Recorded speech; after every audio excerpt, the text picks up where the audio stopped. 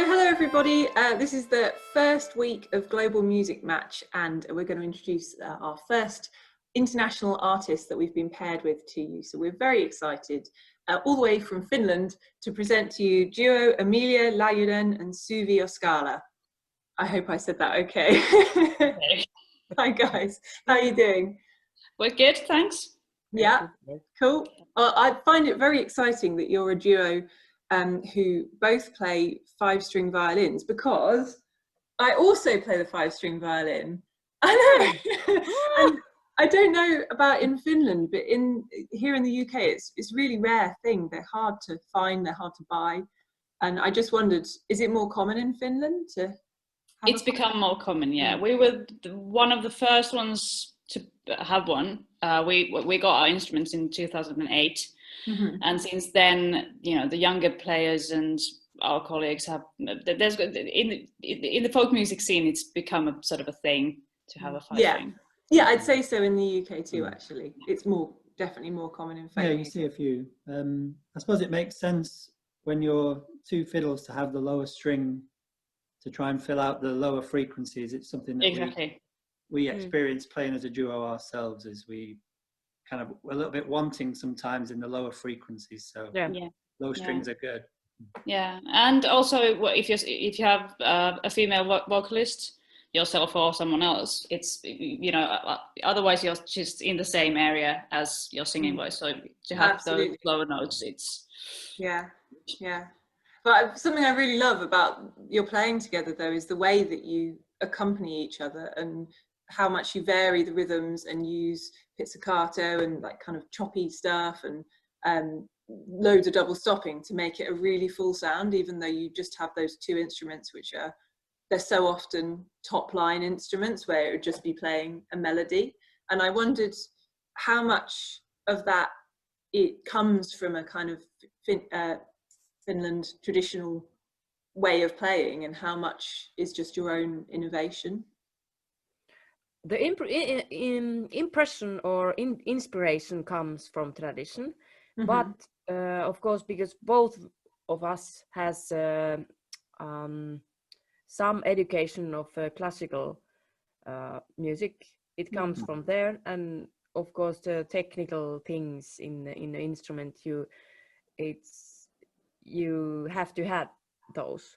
And in what makes it very interesting is that when you, for example, because we use the archive recordings and we are getting inspiration from there, so we are actually listening to fiddlers playing, and if there comes something very interesting sound and kind of things, we try to make that also and take that in our music. And that's very cool. That's a very interesting approach. Yeah, and the accompanying thing, it's if you listen to the old archive tapes, you don't really get two instruments at the same time. It may have something to do with the technology back then. I'm not sure about that, but also the tradition in Finland has been quite a sort of a solo player tradition, and you could say that there's no such thing as Finnish fiddle playing. That there are, you know, they have been players around the country who all had a different style. Okay.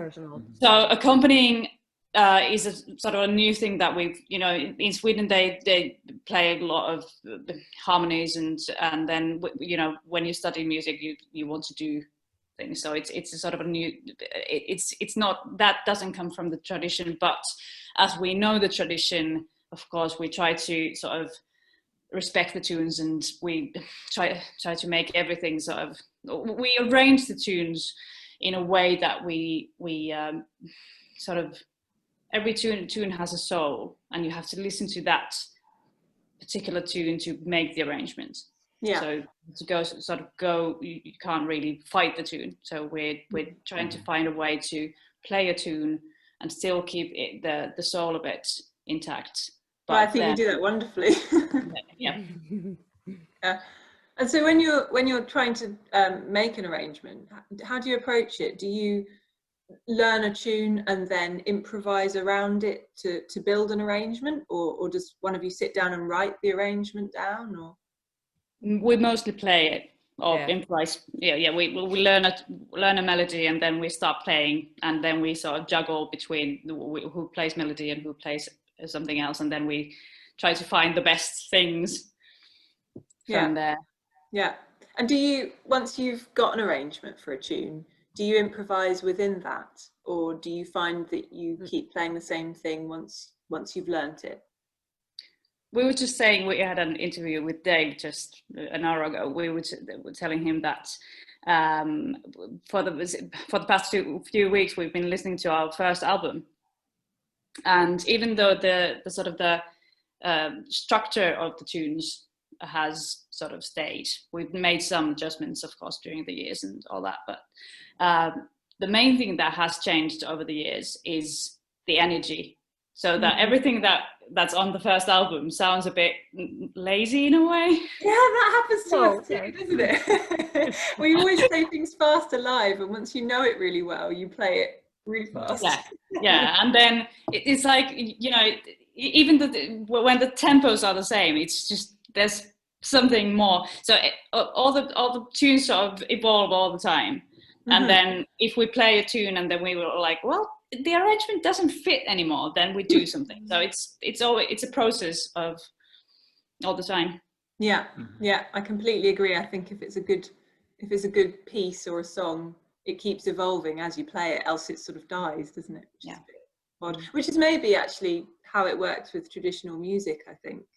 Like you say, it's very hard to recreate something from the past. You want to keep innovating as well, but it's striking that balance. And I was wondering, listening to your music, about the kind of the traditional music scene in Finland. Is it very strong as a tradition? Does everybody in Finland know about Finnish folk music? Because in England, people definitely don't.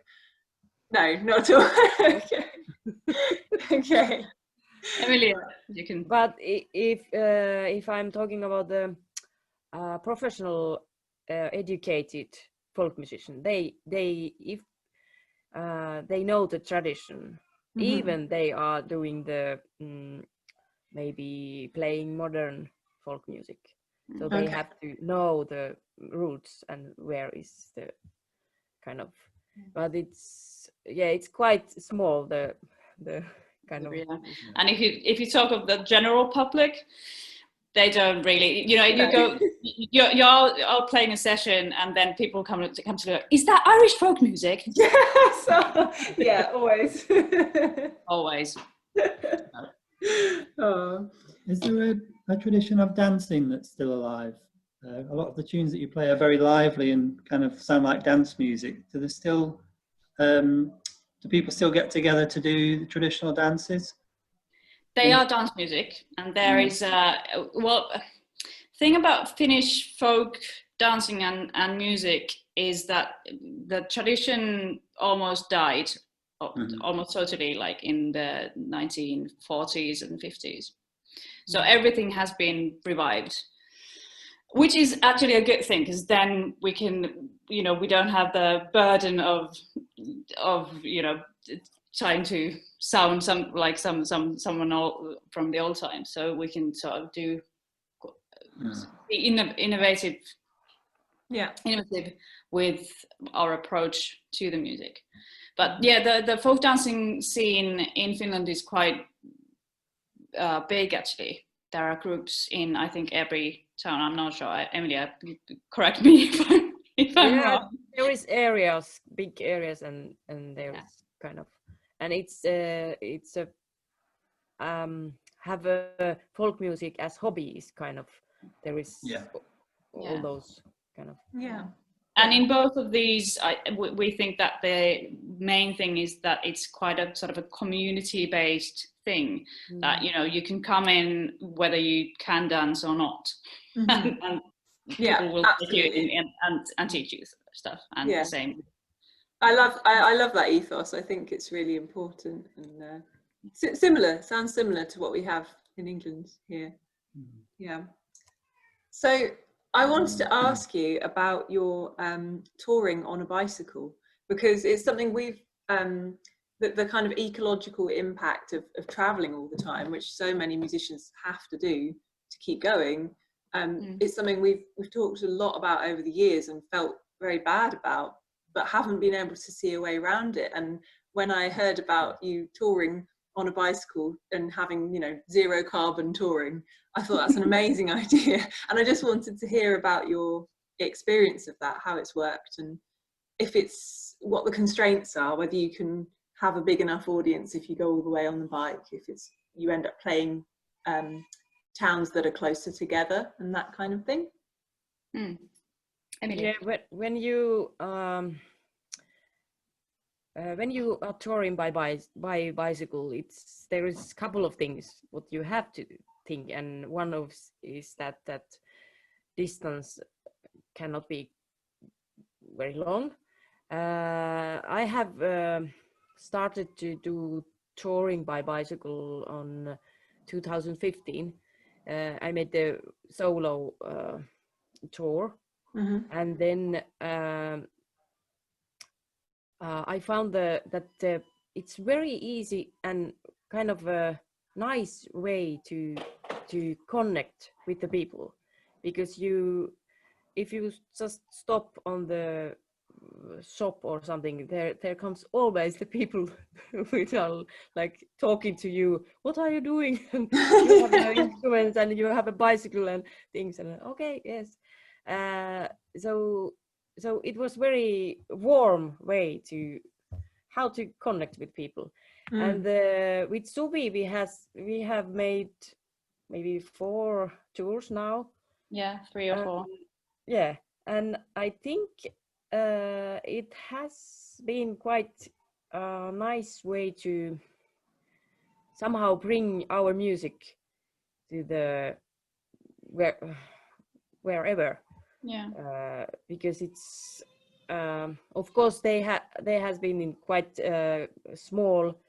What was the longest one? 2 weeks or something? Yeah, the longest one was 1 week. Yeah, 1 week, yes. But for as a duo, it's very nice too, because you have to plan how you can travel with the bike, and you have to think everything's around that. Yeah, and also I find that actually sort of finding venues is in a way easier, because you have these restrictions. You know, you can't cycle, say, 200 kilometers in one day and then have a gig. It's just not a good idea. Or you can, but it's not really a good idea. Yeah. So you know, you have you know that you have a gig here, and you know you have to be there in 4 days, and you're like, what? Okay, so which route shall we take? And then you find the route, you find a sensible route, and then you're like, okay, we could stop there, and then you look at the map, going like, oh, there's a cafe there. And then you call them, you go like, hi there, so I'm going to do this bicycle tour with my duo friend, so could we? And everyone's like, oh, that's weird. Sure, yeah, do come here. And then sort of you take your music into onto venues and into towns that you wouldn't normally play in, which I think is a good thing, because usually you just go from one big festival to the other, or big cities to, because yeah. So you actually take your music to the audience instead of the audience coming to you. Yeah. Yeah. Nice. Yeah, I think it's a really lovely idea. We have a problem that we have too many instruments between us. We've kind of made it too complicated. So I'd have to travel with a very, very big case on my back. I don't think I'd be able to carry it. We can get a trailer for the bike. Yeah, trailer is actually very good for that. Yeah. Okay, I'll have to look into this. Tandem bike. Yeah, you'll start a trend. It'll be European bicycle touring. Exactly. We could come to you and we could cycle in. Yeah, that would be good. I'd send you to a not too hilly bit, because The hills would be. You have to have a gears in your bike, so then. Yeah, definitely. Definitely, yeah. So, do you want to ask a question? Because I'm taking over. Because I like to chat. I just talk too much. Let's just talk a bit about what it's like playing as a duo, because we also play as a duo. So it's we have a similar experience. So did you guys meet playing in bigger ensembles before you became a duo, or did you always play as a duo together? Well, we didn't meet playing. We met in the corridors of our alma mater. Ah, cool. So we both studied at Sibelius Academy. Wow. And we met there. Yeah. And then at one point we played in a project where we had 3 dancers and then 3 dancing fiddlers. Wow. So we've done that. So you were dancing and playing at the same time. Yeah. Wow. How do you do that? It's not too hard. The main thing is to keep the bow on the strings because of the wind. You know, if you're turning, yeah. Anyway, so we did that, and then we started to. Well, and then we had some other, random gigs and stuff like that. And then we started our duo in the end of 2010. So actually, next year will be our 10th anniversary. Oh, year. Congratulations. We're thinking of doing something big. Yeah. Well, I noticed that your biography says that you've played all over the place, including India, I think. Did you say South Korea as well? Yeah. That's amazing. That's so cool. Where did you play in India? In Rajasthan, there's this Riff festival. I've heard of that. Yeah. Wow. And actually, the South Korean gig was our first international gig. It was a bigger thing. That there was an expo of design in a city in South Korea. I can't remember the name anymore. And a friend of ours does design stuff, and then they wanted some Finnish folk music to go there, and we had a group with the 2 of us, and then a harmonica player, and then a sound designer friend of ours, and 2 dancers. And we went there, and we had a show that started with the sound designer playing a record of rowing, just water sounds and rowing sounds. Yeah. And during our first gig, the local sort of arranger had to actually go on stage going like, the show has already started.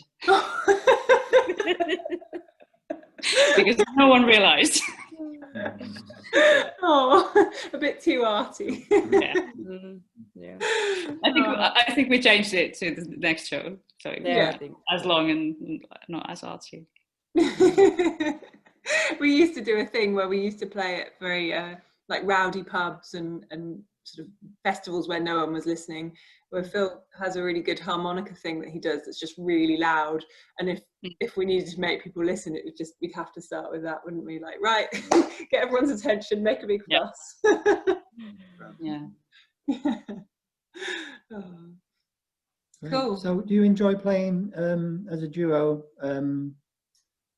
as opposed to playing in bigger bands? Do you find it as quite a good unit to make a living as a musician just with the 2 of you?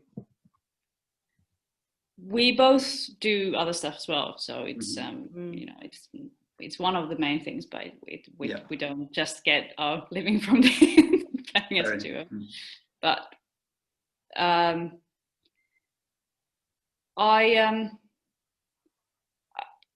really like playing as a duo because then you can experiment more with your own instruments, and then of course it's also sort of efficient for the person who's actually buying the product. If you have a six-piece band, it's always going to be cost more than a duo. So. And I think also when you play in a larger ensemble, although that has its obviously wonderful benefits to it, but you're not quite as free because you have to stick to an arrangement more, and you have to stick to, you know, you can't push and pull the time so much, especially if you've got a rhythm section. And I noticed when we play as a duo, we often change what we're going to do, but because you can just have that connection. I've noticed in the videos of you playing that you're always looking at each other and keeping track. Which is it's a nice things thing. Happen. Yeah, exactly. Things happen. That's quite often what we say after the gig. We're like, oh well, things happened. That's a good way of putting it.